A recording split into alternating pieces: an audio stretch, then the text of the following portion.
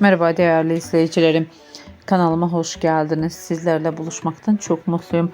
Bugün de sizlere Yağmur, Öztürk ve Erkan Meriç çiftinden güzel görüntüler, mutlu paylaşımlar sunacağım. Birbirine yakışan çifte kumruların güzel görüntülerini izlemeyi, like atıp abone olmayı unutmayın. Şimdilik benden bu kadar. Yeni videolarımda yeniden buluşmak üzere.